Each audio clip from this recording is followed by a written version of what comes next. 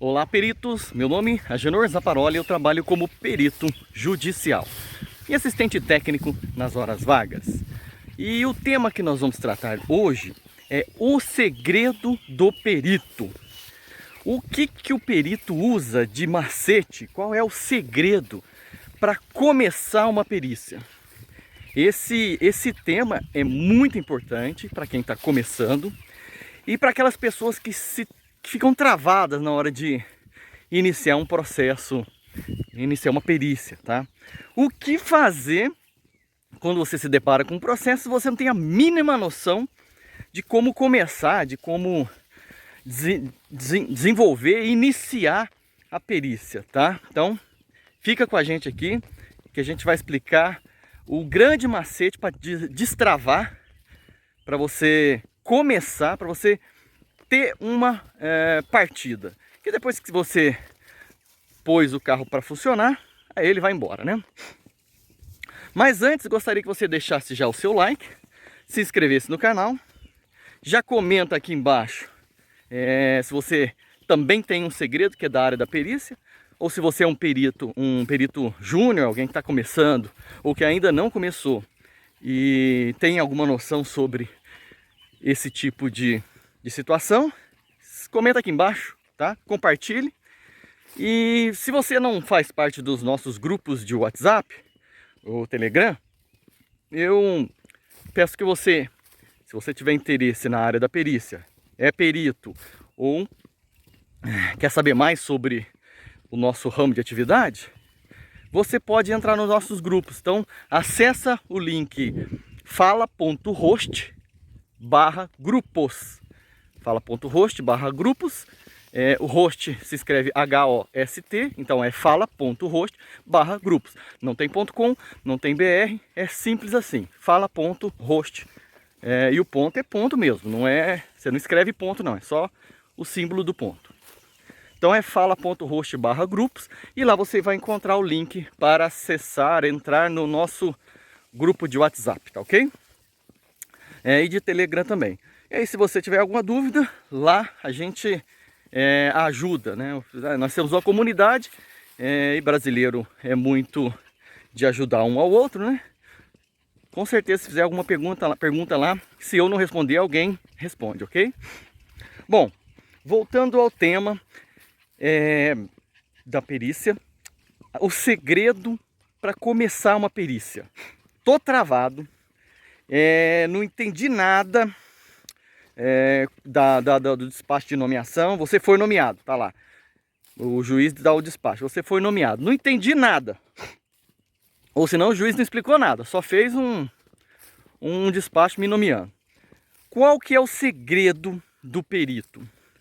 Olha, perito, primeira coisa que você tem que fazer, foi nomeado?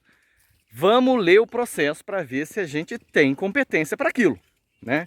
Então pega, petição inicial, lê ela. Contestação, lê ela. E impugnação, leu ela?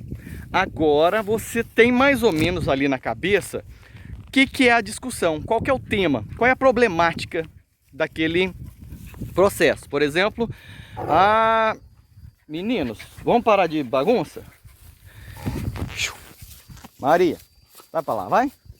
Eu vou ter que andar. Então você tem ali já mais ou menos a problemática. Vamos imaginar que seja da área da elétrica, que é a minha área mais comum hoje em dia.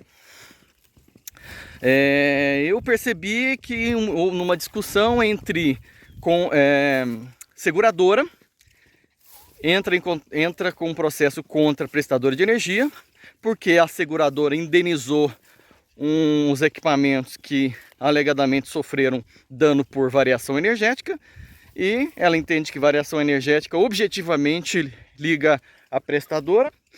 Então ela entrou com a prestadora para indenizar, né, para indenização reversa ali. Então você tem ali já a noção da problemática. Qual que é a problemática? Seguradora indenizou cliente por danos elétricos advindos de variação energética, e variação energética advém da responsabilidade da concessionária. Essa é a alegação do autor. Qual que é a alegação do réu? Não existe relação objetiva entre dano elétrico e concessionária. Cada caso tem que ser analisado no seu devido caso mesmo, né? Porque nem sempre não é objetivo, quer dizer, a lei não é taxativa, que a obrigação de indenizar danos elétricos é sempre da prestadora. Por quê? Porque existem fatores que podem culminar na responsabilidade do autor, por exemplo, ou do proprietário do objeto que foi danificado. Como, por exemplo, você fez um monte de instalação inadequada, colocou 50 Benjamin ou T enfiado numa tomada só, e aquilo ali ficou balançando e gerando mau contato. É lógico que isso pode danificar o equipamento, diminuir a vida útil do equipamento, porque ele vai ficar centelhando, né? E centelhamento não é o que a gente espera no mundo da elétrica, né? Então ali nós já temos a problemática, já expliquei. A problemática é o que alega o autor e o que alega o réu. Sabemos da problemática. Então a gente resume a problemática numa única frase, num único termo. Discussão de indenização por variação energética. Então, tendo esse tema, guarda anotadinho ali e vamos analisar o objeto da perícia. Porque nem sempre os objetos da perícia ou o objeto da perícia está ali fácil de identificar, tá? Você vai ter que procurar, às vezes, dentro dos autos, dentro dos documentos apresentados, quais foram os equipamentos que foram danificados. Nem sempre está ali facinho definido como você, perito, deve definir na sua proposta, tá?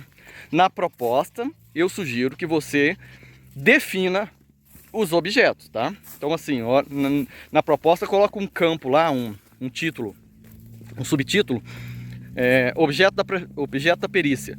E aí você explica: o objeto da perícia, identificado nos autos, encontra-se nas páginas tal, tal, tal, e são televisão, modelo tal, número tal, número de série tal, rádio, FM, AM, número tal, código tal, especifica, tá? Porque quando eles aceitarem a sua proposta, não tem como eles disserem: não, tá lá, ó, queimou também uma impressora de 10 mil reais. O perito não percebeu, mas o perito não percebeu porque não estava especificado. O perito você teve que sair procurando ali. E ele definiu na proposta de honorários os objetos. Se você deixou passar e não avisou o perito, a responsabilidade é sua, né? Porque o perito, ele entendeu o que ele encontrou naquela bagunça chamada autos, que de vez em quando é bem bagunçado, né? Então, descreva na sua proposta o objeto da perícia. Logo embaixo, coloque um outro subtítulo para descrever também a problemática, aquilo que eu te falei: o que alega o autor, o que alega o réu, né? Se tiver vários réus, vários autores, cada um alega uma coisa, tá? Então define ali. Então duas coisas que é importante você definir esses dois pontos. Definiu esses dois pontos, você não sabe, não tem noção de como começar? Meu querido, vai para o mundo da internet pesquisar. Utiliza o buscador que você mais utiliza aí, que você mais gosta, e busca por essa frase, aquela frase que você resumiu toda a problemática, né? Dano material, dano elétrico por variação energética. E aí você vai encontrar vários pareceres, vídeos como esses daqui, sobre outros profissionais que estão tratando desse mesmo tema. E o próprio CPC diz que o perito, ele tem que demonstrar que ele seguiu a linha dos seus pares, tá? Que o perito, quando ele analisou, quando ele fez a perícia, ele seguiu o raciocínio dos outros peritos da área. Porque a formação do entendimento majoritário é importantíssimo no mundo jurídico, tá? O mundo jurídico ele deve seguir, né, o entendimento majoritário, porque o que pensa a maioria é a democracia, né? É o que pensa a maioria, é a intenção da maioria. Então, se nós temos o entendimento majoritário dos juristas, é para ali que vai seguir o jurídico, né? O entendimento jurídico. E na área pericial também é da mesma forma. O entendimento majoritário dos peritos é o que define para onde que vai a perícia. Então, assim, você pode inovar se você quiser. Se você não encontrar nada, sugiro, pode inovar utilizando a ciência, tá? Não utilize achismo da sua cabeça, não. Se você quer inovar, utilize a ciência. Mas se você encontrou na internet que vários profissionais estão utilizando uma determinada metodologia e você utiliza uma outra metodologia sem uma fundamentação, porque também existe aquele caso. Cada caso é um caso. Então, não é porque todo mundo está seguindo aquele caso que aquele objeto, aquela situação se encaixa nos demais. Então, pode ser que existem fatores, variáveis ali, que façam ele ser distinto, né?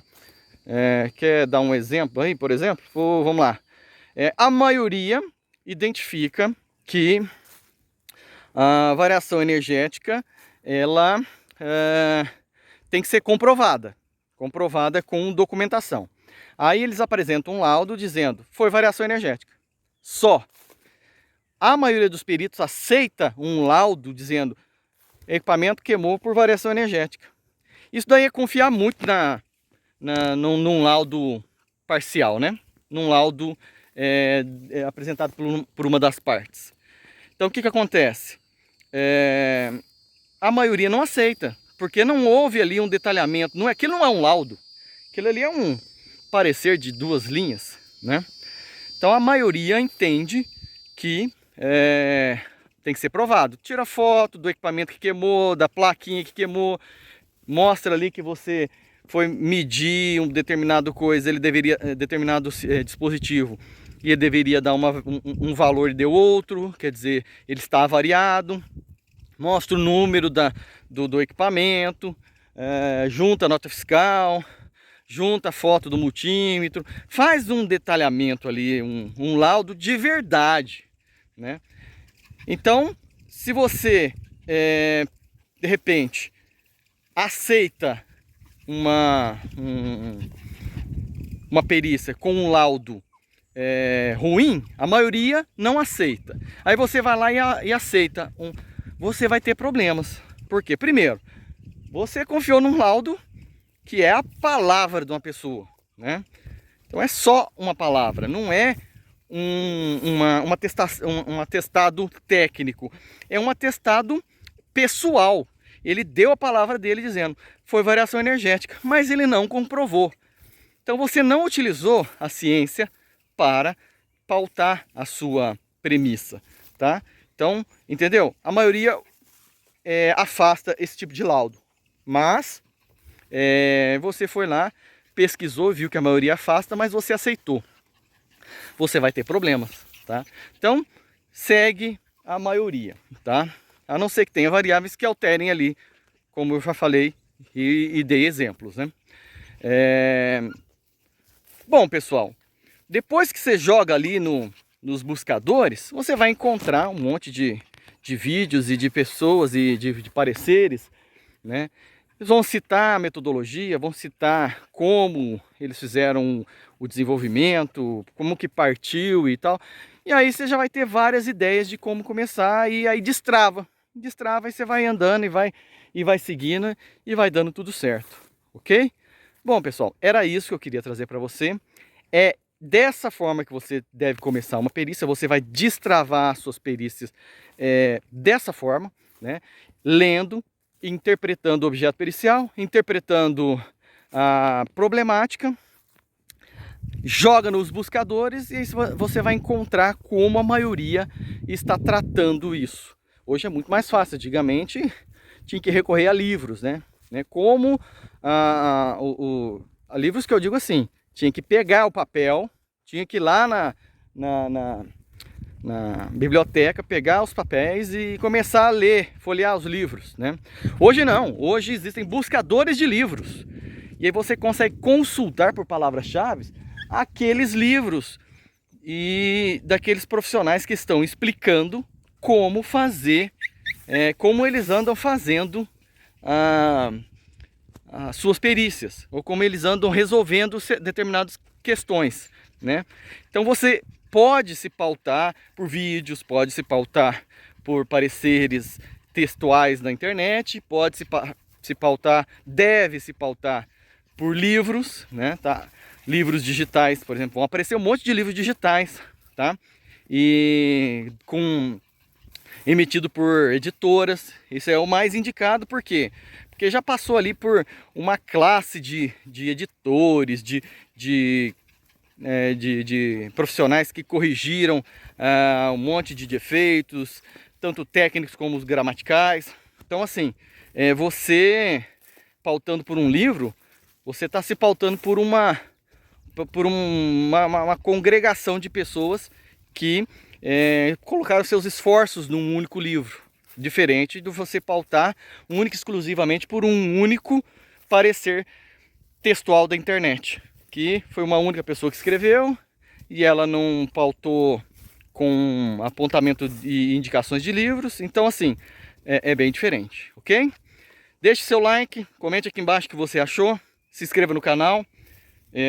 Se não faz parte dos nossos grupos, acessa lá o link fala.host/grupos. Lá dentro tem um link para você entrar no nosso WhatsApp e Telegram, ok? E aí, lá dentro você pode participar das nossas discussões, ok? Grande abraço e até a próxima!